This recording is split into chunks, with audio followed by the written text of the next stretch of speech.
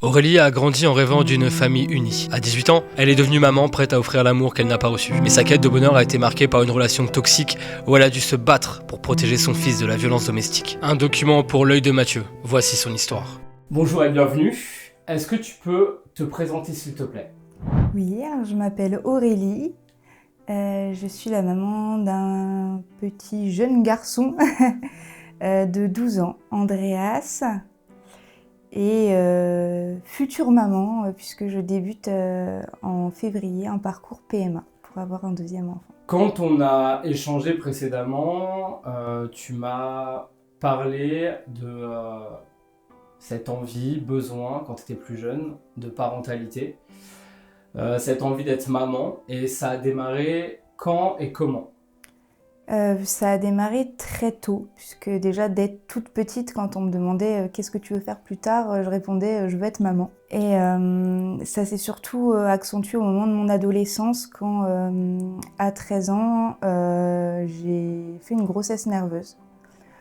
J'ai pensé être enceinte de celui que je pensais être l'homme de ma vie, avec qui j'allais me marier, fonder ma famille. Pour moi, c'était vraiment... Les premiers amants, quoi. Voilà, ouais, c'était vraiment le seul, l'unique, le conte de fées. Et en fait, donc j'ai eu des symptômes de début de grossesse. J'ai fait un test de grossesse qui s'est avéré positif. Donc moi, j'étais vraiment persuadée d'être enceinte et je voyais les choses comme une très bonne nouvelle, parce qu'en plus à ce moment-là, du coup, ma relation avec le garçon en question s'était arrêtée. D'accord. Donc il y avait un petit peu le côté, j'aurais pas tout perdu, j'aurais un petit bout de lui qui va vivre à travers notre enfant. Le vrai premier amour, quoi. Ouais, vraiment. C'était Okay. vraiment, ça, j'ai mis beaucoup de temps à m'en remettre. Et donc j'ai attendu en plus longtemps avant d'en parler à mes parents, puisque j'avais très très peur de la réaction de mon papa. Et j'avais très peur que mon papa veuille me forcer à avorter. D'accord. Donc, après 13 ans, forcément, ça s'entend. Voilà, si ça jeune, on on peut comprendre que ça puisse être compliqué. Mais donc du coup, je suis restée un assez long moment à me préparer en fait à l'arrivée de cet enfant.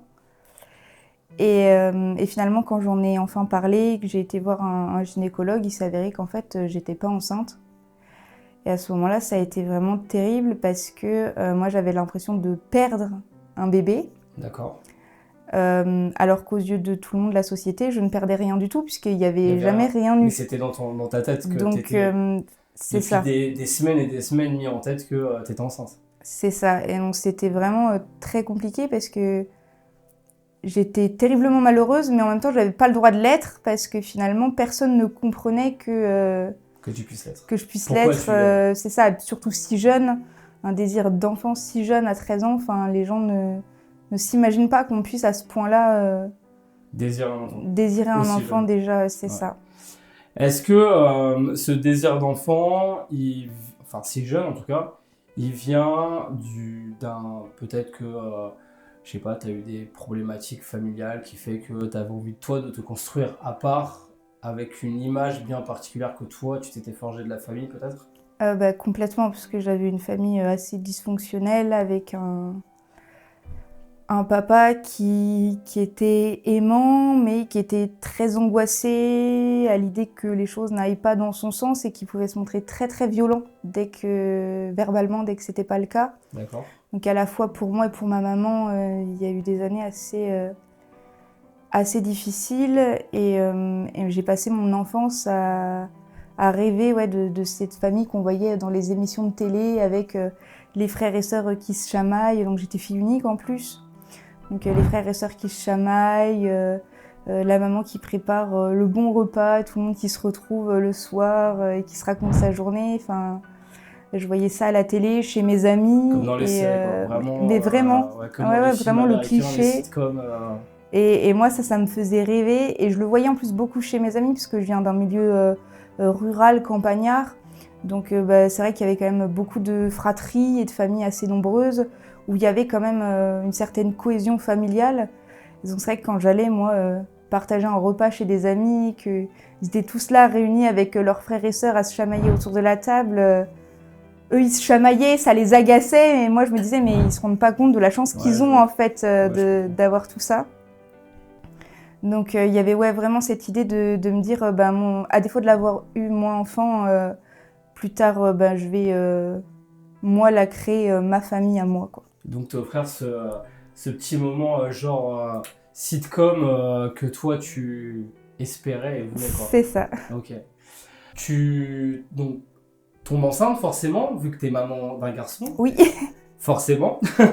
Alors à quel âge et comment ça s'est passé quand t'as appris que t'étais enceinte? Ça a été vraiment obsessionnel. Je pense que c'est vraiment le mot. D'accord. Mais j'ai eu une discussion avec ma maman dans laquelle elle m'a dit « Mais je t'en supplie, ma fille, attends au moins d'avoir 18 ans. » Ok.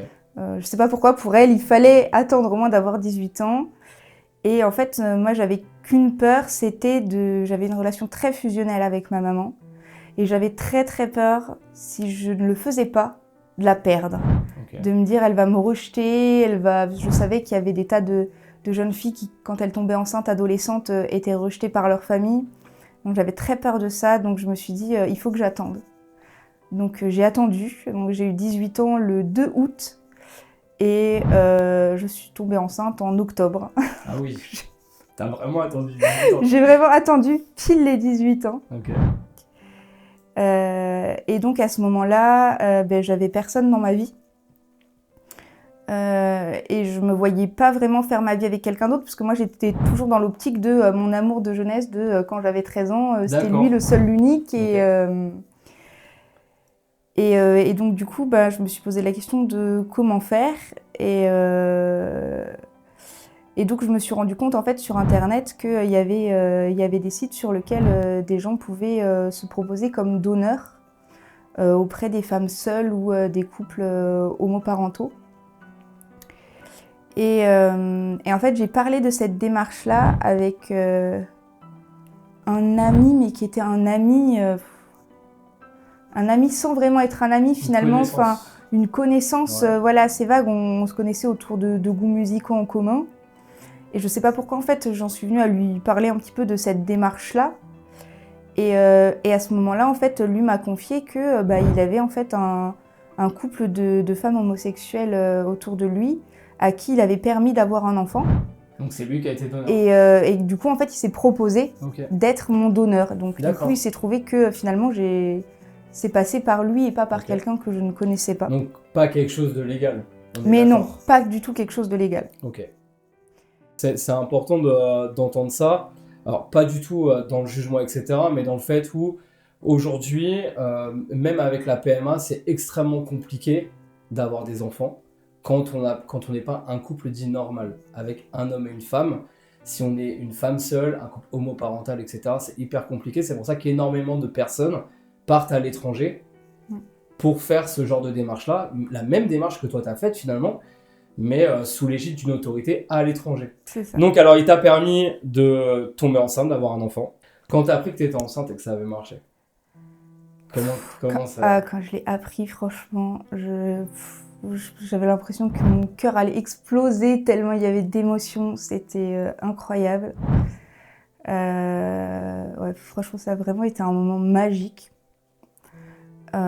Qui a malgré tout été de courte durée parce que la grossesse s'est pas passée aussi bien que je pensais.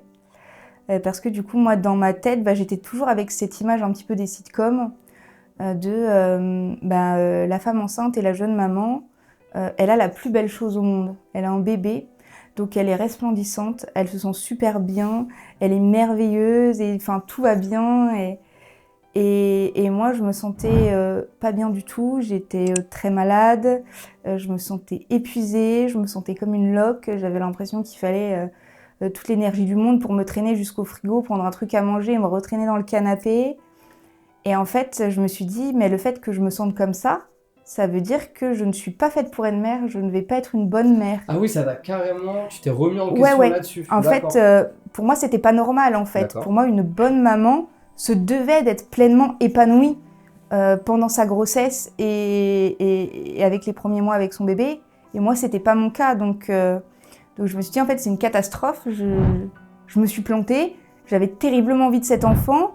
Je suis terriblement heureuse d'être enceinte et je l'aime terriblement, mais en même temps, je suis pas une bonne mère. Ouais, donc, c'est très ambivalent. Donc c'était très ambivalent. Et en même temps, j'osais pas du tout aller en parler à qui que ce soit parce que pour moi, si j'allais voir quelqu'un en lui disant bah, écoutez, en fait, mon problème, je sais pas, genre mon médecin, je suis pas une bonne mère, bah, qu'est-ce qu'il va faire? Il va m'enlever mon enfant en fait. Donc non, j'avais très peur de ça. Et en fait, c'est terrible parce que du coup, je me suis vraiment enfermée dans une bulle de souffrance et de peur, alors que finalement, si j'en avais parlé, n'importe qui de sensé m'aurait dit non, mais en fait, t'es pas toute seule. Il y a des tas de mamans qui, bah oui, quand tu vomis 6 fois par jour, bah, t'es pas au top du bonheur, c'est normal. Et ça veut pas dire que tu seras une mauvaise maman. Et quand tu dors pas la nuit, bah, c'est normal de te sentir épuisée et de te dire que bon, bah, c'est pas le meilleur moment que t'aies connu, même si tu es super heureuse d'avoir ton enfant malgré tout. Mais c'est parce qu'aussi t'étais toute seule. Mais c'est ça. Il faut prendre ça en considération. Du fait que j'étais toute seule, c'est vrai que bah, je me suis sentie vraiment, vraiment toute seule pour le coup, parce qu'en plus, bah, j'étais jugée sur le fait d'avoir fait ce choix d'avoir un enfant toute seule. Donc venir en plus dire, bah, puis regardez, vous avez raison, en plus ça ne va pas. Enfin, vraiment, c'était... Donc ça a été vraiment très, très, très, très compliqué. Et ça, c'est vrai que c'est quelque chose qui me tient beaucoup à cœur aujourd'hui avec les jeunes femmes que je peux avoir dans mon entourage, de leur apporter un soutien en tant que maman et de leur dire, mais surtout, si tu as des moments difficiles, t'es pas toute seule. Enfin, ça arrive, on est plein comme ça. Ouais, ça déjà, c'est normal. Ouais, c'est normal. Et t'es pas une mauvaise maman, ça va passer. Et moi, je trouve qu'aujourd'hui, on en parle de plus en plus quand même. Moi, c'est vrai qu'il y a 13 ans en arrière, en campagne, bah, c'est vrai qu'on n'en parlait pas tellement en fait, tout ça, du ressenti de la maman pendant la grossesse, les premiers mois, comment ça pouvait être déstabilisant quand on se sent malade, qu'on est fatigué. Donc ouais, ça a été une période à la fois merveilleuse parce que vraiment avoir ce petit bout de chou, c'était un rêve qui se réalisait, et à la fois très difficile parce que j'étais persuadée de ne pas être à la hauteur de ce qu'il méritait. Ok. Ouais, très, très compliqué, ouais, sans parler des hormones, des différences hormonales, etc. C'est ça. Donc, t'accouches de ton fils. C'est ça. Tout se passe bien, l'accouchement? L'accouchement, oui, se passe relativement bien. Je suis soutenue par ma maman. Super. Donc, tout va bien. Et donc, on a passé environ 18 mois, tout seuls, tous les deux. Et au bout de 18 mois, j'ai rencontré une femme avec qui j'ai commencé une relation amoureuse. Et au début, franchement, c'était tout beau, tout rose. Elle a vraiment très rapidement pris une place dans la vie de mon fils. Elle s'est investie auprès de lui. Ils avaient une grande complicité. Elle le gâtait énormément. Ce qui m'a amenée à la faire l'adopter en fait sous la forme d'adoption simple d'enfants du conjoint. Ok, c'est à sa demande à elle ou c'est toi qui as proposé cette démarche? Ou c'est une discussion que vous avez eue et cette décision a été prise? C'est une discussion qu'on a eue ensemble parce que, malgré tout, à ce moment-là, il y avait quand même des choses qui n'allaient pas trop avec ma famille. Okay. Il y avait des gros soucis entre elle et ma famille. Et moi, à ce moment-là, j'étais complètement de son côté, persuadée que c'était ma famille qui posait problème. Et donc, ce projet d'adoption s'est présenté comme une façon de protéger mon fils si jamais ma famille voulait tenter quelque chose contre moi, voulait m'accuser de ne pas me rendre compte de la situation, etc., pour me prendre mon fils, qu'elle puisse avoir autorité sur lui pour le récupérer. Et en fait, je me suis rendu compte vraiment après coup que finalement, c'était ma famille qui avait raison à ce moment-là, que moi j'étais complètement sous emprise et manipulée. Mais ça, je m'en suis rendu compte vraiment bien plus tard, puisque donc du coup, on s'est assez rapidement éloignés. Elle m'a fait couper les ponts avec mes amis, parce qu'il y avait des soucis avec mes amis. Parce qu'elle avait des problèmes avec tes amis, oui. Ou elle te disait que toi, tu avais des problèmes avec tes amis? Un peu les deux. Un peu les deux, en fait. Elle créait des problèmes, enfin... Ça n'allait pas. Il y avait toujours quelque chose qui faisait que cette personne-là, finalement, elle était toxique, elle était nocive. Il fallait l'éloigner de notre vie. Ok. Ensuite, on a déménagé à 700 km pour se rapprocher de sa famille à elle et D'accord. s'éloigner de la mienne. Elle m'a fait complètement couper les ponts avec ma maman. En me Alors que tu étais convainquant, proche avec elle. alors que j'étais Vu très que très proche toute la avec elle. grossesse, etc., comme tu disais, les 18 premiers mois, c'était quand même proche de ta mère, etc. Complètement. Et ça, c'est un truc quand même qui est assez dingue parce que moi, j'ai longtemps un peu considéré, pas avec du mépris, mais presque finalement, les personnes qui se faisaient embobiner dans des sectes ou des choses comme ça en me disant, mais quand même, c'est des personnes qui intellectuellement, forcément, elles sont un petit peu limitées parce que c'est tellement gros, comment est-ce qu'elles ont pu ne pas voir ça? Et en fait, moi j'estime que j'ai quand même des capacités intellectuelles correctes et j'ai rien vu. Vraiment, elle a su me faire rentrer dans son jeu, me convaincre de choses incroyables, me convaincre que ma maman, qui avait toujours été là pour moi, voulait m'enlever mon fils. Comment est-ce qu'elle a réussi à faire ça? Je sais pas. Je sais pas comment c'est possible, mais elle a su.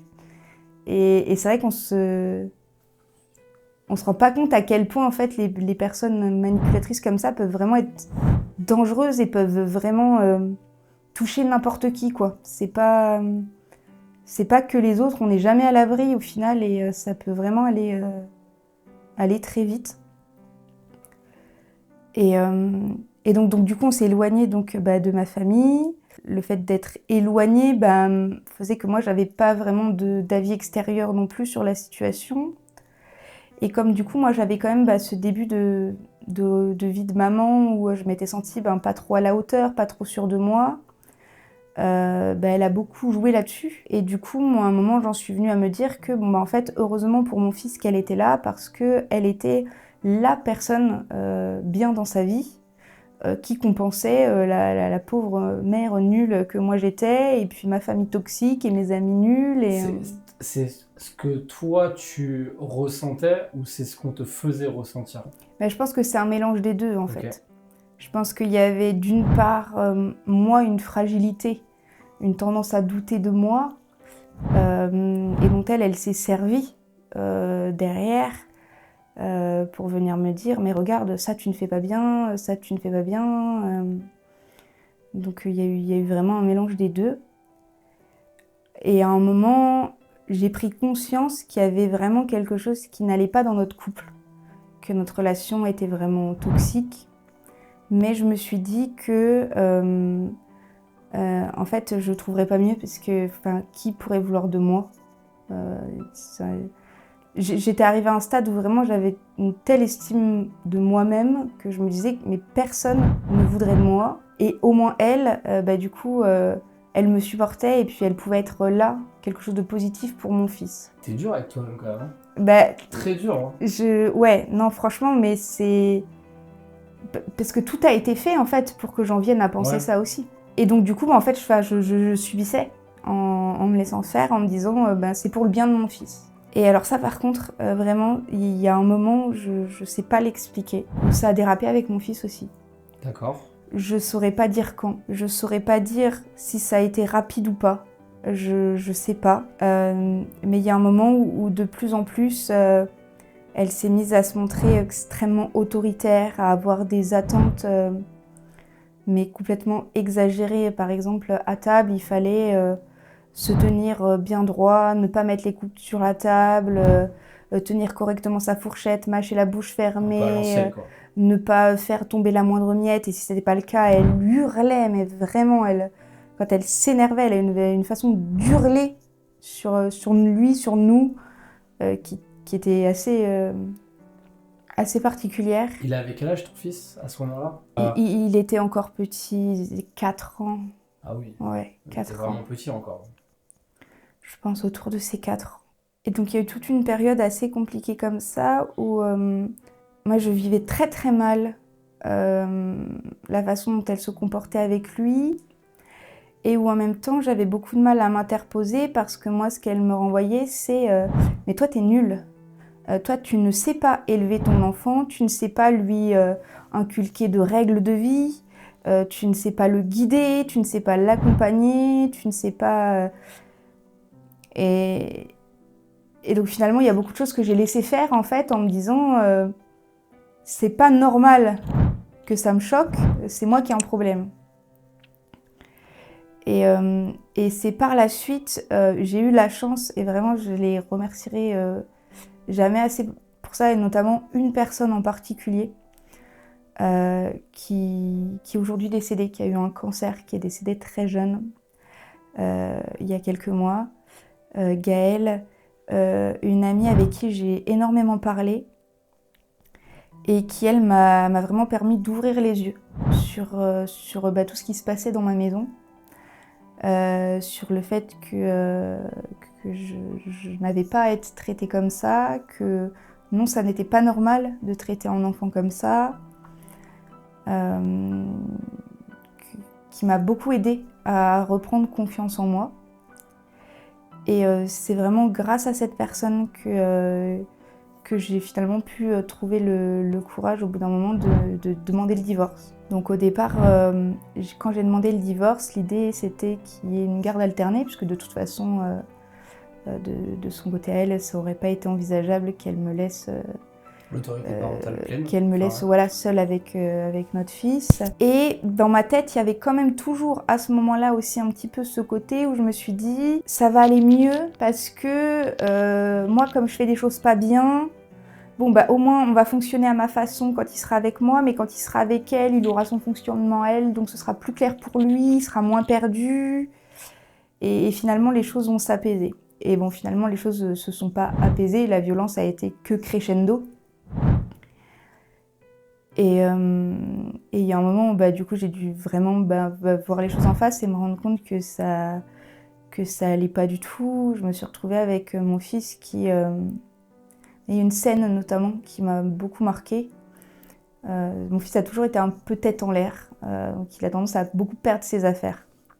Ça c'est quelque chose qui l'insupportait et en fait il y a une fois où il a pensé avoir perdu les clés de chez elle. Et donc on était le dimanche soir et donc on faisait notre échange de garde alternée le lundi soir à la sortie de l'école. Et donc il était en 6e à ce moment-là. Et en fait, donc en préparant son sac le dimanche soir, il pense avoir perdu les clés de chez elle.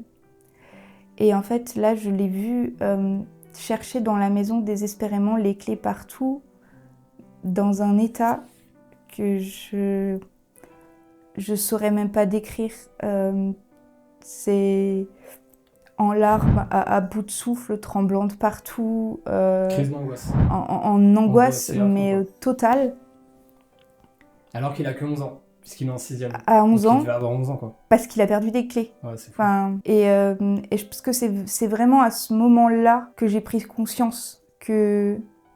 Ouais, non. Il y a vraiment un gros problème. Lui se confiait pas énormément en fait. Enfin, il disait beaucoup que ça se passait pas très bien là-bas, mais en fait il disait elle râle beaucoup, elle est sévère. Mais finalement des termes qui peuvent rester dans la normalité en fait. Et donc c'est à ce moment-là qu'on a vraiment pris le temps d'en parler, de se dire mais qu'est-ce qui se passe exactement? Et que j'ai compris que non, ça pouvait aller à le nouveau compagnon qui l'attrape par le col et le plaque contre le mur. Lui faire nettoyer la salle de bain à la brosse à dents en punition. De la maltraitance. Donc voilà, vraiment, là on était vraiment pas juste sur une maman un peu très autoritaire, ouais. très vieille école. Vraiment non, là ça sortait de la normale, c'était plus normal, c'était plus tolérable. Et donc à ce moment-là, j'ai pris la décision de lui dire tu t'y retournes pas en fait. Est-ce que quand tu lui as dit ça, lui s'est senti comment? Soulagé. Il t'en a parlé? Oui. Il t'a dit moi ok? Enfin parce que je pense que t'as dû lui en parler, lui poser la question. Est-ce que non, parce que je pense que t'as dû lui dire non, t'y retournes pas tout court en fait. Mais en fait lui le demandait depuis longtemps. Enfin, déjà de pas y retourner. Lui il le demandait souvent, il me disait je veux pas y aller, pleurait beaucoup à l'idée d'y retourner. Ça, c'est vrai que c'est quelque chose qui m'avait alertée aussi, parce que un enfant de 4-5 ans qui pleure au changement de garde alternée, voilà, un adolescent de 11-12 ans, bon déjà c'est plus Ah, tu dis, inhabituel. ouais, c'est un red flag, quoi. Et donc là, quand je lui ai dit, non, mais là, donc c'est ok, tu y retournes pas. Par contre, ça va être très compliqué parce que donc, en fait, en parallèle de ça, pendant ce temps-là, avant ce jour où j'ai décidé vraiment qu'il y retourne plus, je prenais quand même conscience qu'il y avait quand même un sérieux problème. Et donc moi, j'avais mis en place un suivi psychologique pour aider mon fils. D'accord. Et En donc, pensant que ça venait de lui. Enfin, qui est pour l'aider à parler ou à se libérer de quelque chose. Ben, en fait, au début, j'étais un peu perdue. Donc j'avais mis en place ce suivi psychologique où on était allés à 3. D'accord. Donc avec elle aussi. Et au final, ce qui ressortait de ces rendez-vous, c'était un peu l'idée que finalement, oui, c'était toujours la faute de mon fils en fait. C'était lui qui faisait beaucoup de bêtises, qui faisait ci, qui faisait ça. Et donc moi, j'avais un petit peu l'impression finalement que, bon, en fait, il vit mal la situation, mais c'est un enfant qui est peut-être un petit peu difficile là-bas, un ado un petit peu rebelle, qui n'écoute pas beaucoup. Donc bah oui, il se fait souvent reprendre, il est souvent puni, mais parce qu'aussi il pousse les limites. Et bon, mon fils, je le connais, hein, il a quand même un bon petit caractère, voilà, il aime s'affirmer, donc ça paraissait pas déconnant. Et donc suite à cet événement-là, j'en ai parlé avec mon fils, et donc en fait on en est venu, enfin je sais plus exactement comment ça s'est passé, mais on en est venu à se dire qu'il fallait qu'il voie la psychologue seul, parce qu'en fait il se sentait pas libre de parler, parce que forcément pendant les rendez-vous, elle était là. Elle était là et du coup derrière, quoi qu'il dise, il en subissait les répercussions en fait. Il subissait des répercussions d'avoir osé se plaindre de ce qui se passait chez elle. Donc si bien qu'il n'osait plus dire grand-chose. Et donc il a vu la psychologue seule. Et là, suite à ça, la psychologue m'a appelée et m'a confirmé que oui, moi, seule avec moi, il a bien tenu le même dialogue qu'avec vous. Effectivement, il y a de vraies violences, il y a un vrai problème. Il n'a pas grossi les choses, il s'est pas imaginé des voilà. choses. Okay. Donc ça a un peu posé le truc, et du coup suite à ça je suis allée à la gendarmerie déposer plainte. Pour maltraitance. C'est ça. Ok. À l'heure actuelle, pour donner le cadre actuel, tu es en procédure. C'est ça, on est en cours de procédure. Tu as pris la décision, comme tu l'as dit précédemment, de maintenir ton fils chez toi. Oui. Donc de ne plus le présenter à ton ex-compagne. C'est ça. Même si il y a un jugement qui est toujours en cours, parce que malgré le fait que tu aies déposé plainte, il n'y a pas eu de mise en sécurité de ton fils. Non, tout à fait. En fait, je suis moi dans l'illégalité, puisque techniquement, notre convention de divorce fixe une garde alternée. Donc c'est moi qui suis dans l'illégalité en faisant une non-présentation d'enfant. Malgré un dépôt de plainte pour maltraitance. Malgré un dépôt de plainte pour violence physique et psychologique. Okay. Et j'ai été convoquée plusieurs fois à la gendarmerie parce que du coup, donc mon ex, elle, a porté plainte contre moi pour non-présentation d'enfant. J'ai eu quand même énormément de chance, parce que je sais que c'est pas toujours le cas, moi, de tomber sur des gendarmes qui vraiment sont incroyables, sont vraiment de mon côté, comprennent la situation, me soutiennent, font en sorte de me convoquer que ponctuellement pour qu'on gère plusieurs dépôts de plainte d'un coup. J'ai eu beaucoup de chance parce que je sais en lisant les témoignages d'autres parents qu'il y a des fois où la gendarmerie peut être complètement contre le parent qui agit pour protéger son enfant. Alors que c'est de la protection. Alors que c'est de la protection, c'est ça. Parce que l'État aurait dû, normalement, lors d'un dépôt de plainte pour violence par l'autre conjoint, normalement, mise en sécurité de l'enfant, c'est la priorité. C'est ça, faire quelque chose. Malheureusement, n'est pas fait à chaque fois. C'est ça, alors que les procédures sont longues, puisque du coup, le dépôt de plainte, il a été fait en juin 2024. D'accord. Et là, on a la date pour la première audience en tribunal début février. Donc bientôt. Oui. Donc bientôt, mais c'est quand même long. Mais parce que ça veut dire que techniquement, si tu suis ton jugement, tu aurais dû le laisser aller. Depuis tout ce temps, depuis juin, voilà, ça aurait dû continuer en fait, donc c'était pas possible. C'est fou. Parce que même pour son bien-être à lui. Et en plus, donc, mon fils a clairement exprimé que si on le forçait à retourner là-bas, au choix, soit il se suicidait, soit il fuguait. Ouais, donc c'est quand même un gros, il y a quand même un gros impact sur sa santé mentale. Oui, clairement. Il a dû voir un médecin aussi, il a dû avoir un traitement pour l'aider, pour apaiser son anxiété. Il y a eu toute une période où c'était très compliqué de le faire manger, dormir. Ça a été vraiment émotionnellement compliqué pour lui. Finalement, toi qui doutais sur ton rôle de mère, t'as fait ton rôle de mère. Oui. Tu le protèges. Quelque part, finalement, ces événements-là ne m'ont pas laissé le choix que d'être à la hauteur, en fait. Là, j'avais pas le choix parce qu'il y avait que moi pour être là pour lui. Et finalement, aussi paradoxal que ça puisse paraître, c'est peut-être cet événement dramatique-là qui m'a aidée à prendre énormément confiance en moi et en mes capacités de maman. Le fait de sentir aussi que mon fils me dise « Mais non, mais moi, je veux vivre avec toi, en fait. Moi, c'est avec toi que je me sens bien. » Ça te rassure. C'est vrai que maintenant, il a 12 ans, donc il est en mesure de s'exprimer aussi. C'est pas comme un enfant de 3-4 ans où il nous dit qu'il nous aime, mais on sait pas trop. À 12 ans, il est en mesure aussi de dire je trouve qu'il y a des trucs que tu fais bien ou tu fais pas bien. Et donc c'est vrai que ça m'a beaucoup aidée aussi de me rendre compte que non, finalement, en fait, je suis pas complètement à côté de la plaque et, et je suis peut-être pas une si mauvaise mère que ça. Donc, Plutôt. Mais est-ce que toi, t'angoisses de ça, de ce jugement? Est-ce que t'as hâte que ça se termine pour être apaisé et vivre ta vie avec ton fils sans cette épée de Damoclès finalement? Oui, mais j'ai hâte que ça se termine. Effectivement, pour se dire vraiment on passe à autre chose. Il y a beaucoup de culpabilité quand même, parce que c'est quelqu'un que j'ai fait rentrer dans la vie de mon fils. Et j'ai mis énormément de temps, avec le recul, je me rends compte qu'il y a eu dès le départ des éléments, le fait de m'éloigner de mes proches, de ma famille. Mes proches ont essayé de m'alerter et je ne l'ai pas vu, j'ai pris son parti à elle plutôt que d'écouter ma famille. Ma maman, pendant près de 6 ans, n'a plus vu son petit-fils parce que j'ai coupé les ponts avec elle. Donc il y a beaucoup de culpabilité.